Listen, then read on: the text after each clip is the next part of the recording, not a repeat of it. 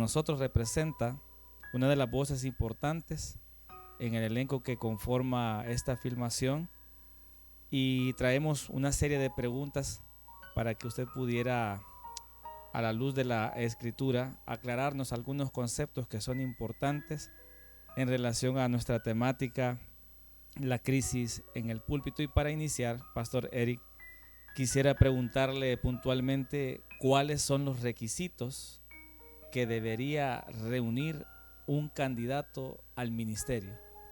Bueno, hermano, Dios los bendiga y Dios los bendiga a todos que están sintonizando.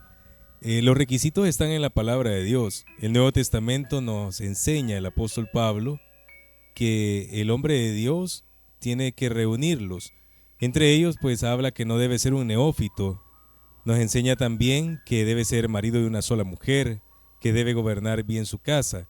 Importante también recalcar que hoy en día el ministerio de la mujer es precioso, es muy grande. Sin embargo, la Escritura enseña que el ministro de Dios debe ser un hombre. Están enumeradas ahí en la palabra del Señor. Siempre sobre esa línea de verdad de las Escrituras, Pastor Eric, ¿considera usted que hoy en día existen ministros, entre comillas, del Evangelio que no tienen la preparación adecuada? Definitivamente. Sin embargo, viéndolo desde el punto de vista pastoral, hay que tomar en cuenta que el corazón de pastor no se hace en un seminario teológico. Sí los hay. La preparación es necesaria. Sin embargo, debemos de evaluar bastante eso también, que la preparación pastoral es indispensable. Jesucristo enseñó a sus discípulos. Los discípulos, luego que se convierten en apóstoles, enseñan a los padres de la iglesia, y eso vino en una secuencia, una cadena, porque la predicación expositiva de la palabra de Dios demanda que el predicador debe conocer la escritura para evitar cometer errores doctrinales. Ahora, esto en cuanto a la enseñanza, pero considero que el corazón de pastor no se va a formar tampoco en un seminario teológico. Para hablar un poco más sobre esta pregunta, me gustaría que tomemos en cuenta el hecho de que el llamado es algo que viene directamente de parte de Dios, y la formación es algo que nosotros debemos de buscar con la intención de ser responsables al momento de predicar la palabra de Dios. En efecto, hay muchísimos pastores hoy en día, predicadores, predicadoras, que no cuentan con una preparación teológica, y eso se evidencia en su sermón. Eso lo va a resentir también una congregación, puesto que no va a estar preparado para responder a ciertos temas. Quizá de ahí sea el caso de que algunos no se atrevan a predicar sobre ciertos aspectos bíblicos porque no lo manejen bien. Permítame profundizar un poco más siempre sobre esa misma dirección, Pastor Eric.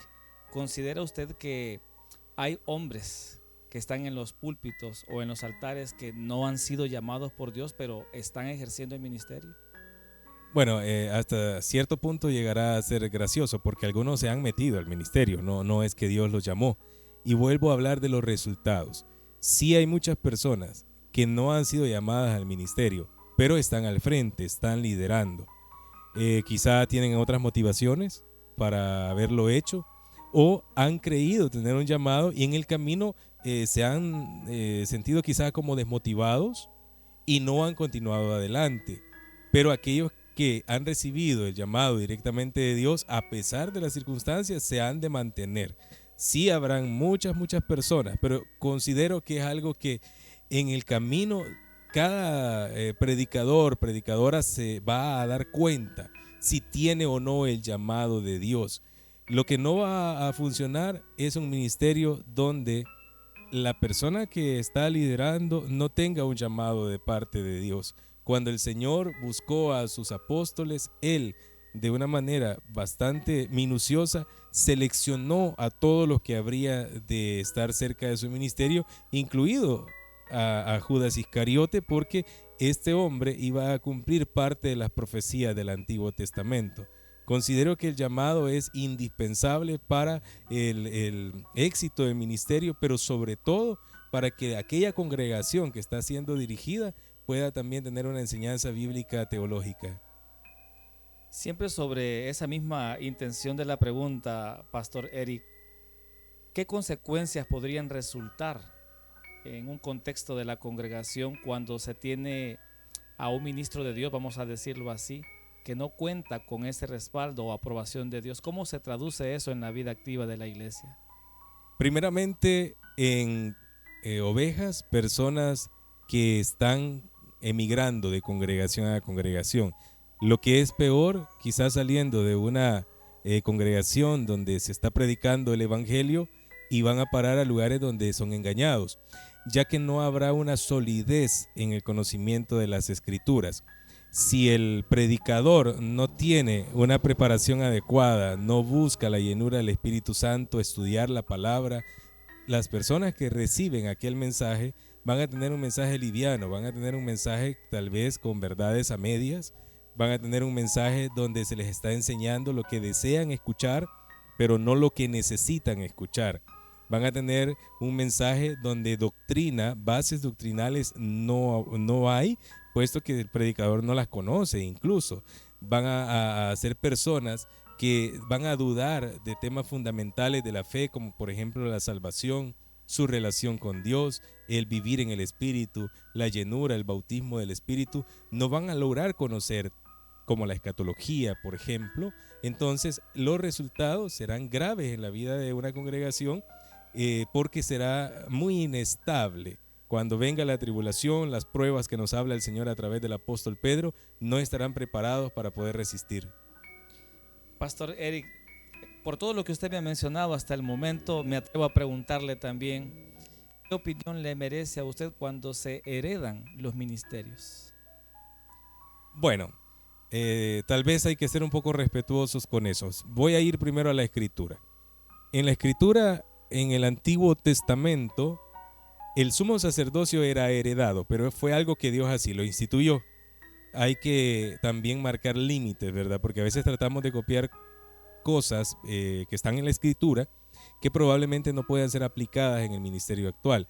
Pero partiendo de ahí, entendemos que sí, el Antiguo Testamento marcaba el sumo sacerdocio como algo heredado, en este caso de la familia de Aarón específicamente. Algunos reinados fueron también de alguna manera traspasados en la monarquía del pueblo de Israel. Sin embargo, en el Nuevo Testamento vemos hombres y mujeres también que fueron llamadas al ministerio donde no hay como una correlación familiar.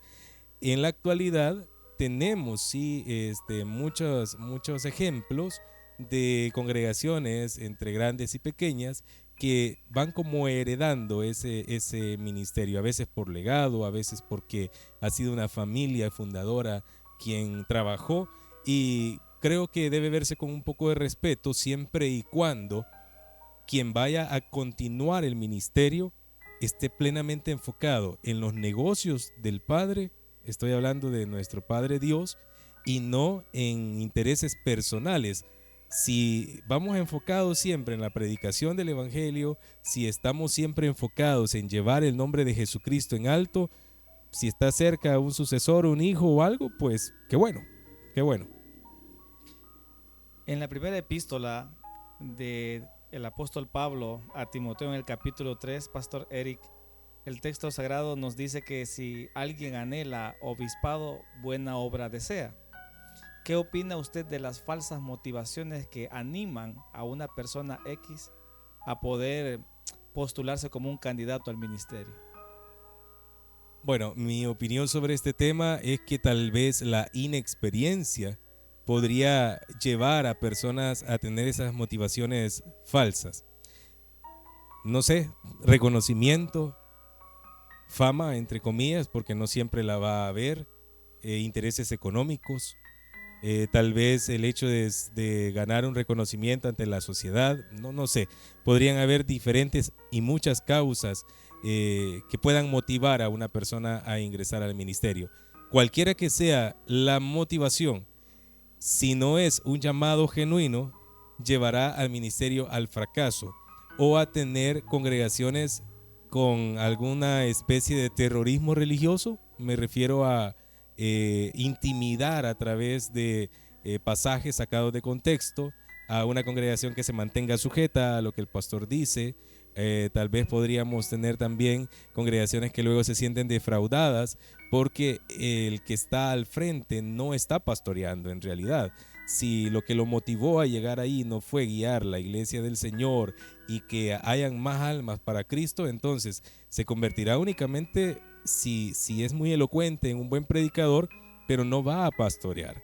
El pastoreo va mucho más allá de dar una predicación de domingo, de brindar un estudio bíblico. Y entonces aquel que llega por otras motivaciones no tendrá esa entrega, ese corazón de pastor, así como Cristo lo tuvo, de ir por la oveja número 100, a pesar que ya tenía los 99.